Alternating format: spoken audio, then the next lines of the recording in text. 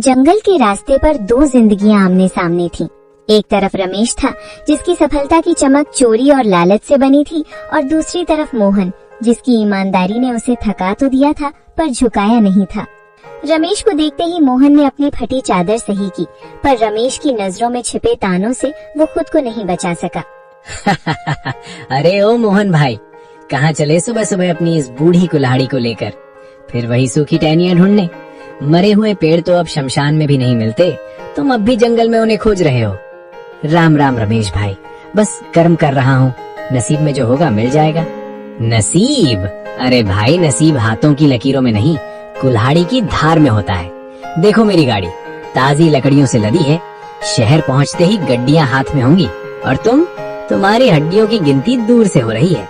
सुना है कल मंडी से खाली हाथ लौटे थे, बच्चों ने कल भी पानी पीकर रात काटी होगी। मोहन, आंखों में हल्की नमी पर आवाज में सख्ती। मेरे बच्चे क्या खाकर सोए, ये मेरी और मेरे रब की बात है रमेश, पर कम से कम उन्हें ये तो पता है कि उनका बाप किसी के हक की लकड़ी काट कर घर नहीं लाता। रात को जब मैं सोता हूँ तो मुझे परिंदों के उजड़े घोंसलों की चीखें सुनाई नहीं देती। रमेश ताने मारते हुए। आदर्शों से पेट नहीं भरता मोहन, ये जो तुम ईमान ईमान की माला जपते हो ना, इसी ने तुम्हें इस हाल में पहुंचाया है। तुम्हारी विमला बेचारी फटी साड़ी सिल सिल कर थक गई है, और तुम यहाँ जंगलों में भूत बनकर घूम रहे हो। लोग तुम्हें ईमानदार नहीं, मूर्ख कहते हैं। थोड़ा दिमाग चलाओ, मेरी तरह हरे पेड़ काटो, 2 दिन में घर की छत बदल जाएगी। वरना याद रखना, भूखे पेट वाले की शराफत को दुनिया कायरता कहती है। शायद तुम सही कहते हो रमेश, दुनिया के लिए मैं मूर्ख हूँ, पर जिस दिन मैं अपनी भूख मिटाने के लिए हरे पेड़ काटने लगा, उस दिन मुझ में और तुम में क्या फर्क रह जाएगा? तुम्हारी तिजोरी भर रही है, पर तुम्हारी रूह खाली होती जा रही है। मेरी कुल्हाड़ी सिर्फ लकड़ी काटती है, किसी की दुआएं या किसी जीव का घर नहीं। तू अपनी गड्डियां गिन, मैं अपना सुकून ढूंढता हूँ।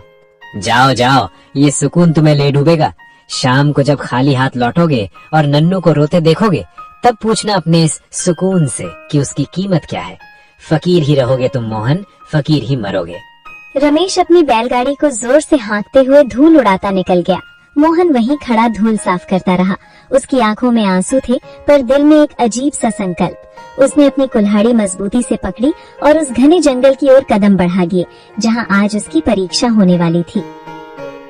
सूरज अभी ठीक से उगा भी नहीं था कि मोहन की कुल्हाड़ी की ठक ठक जंगल की सन्नाटे को चीरने लगी।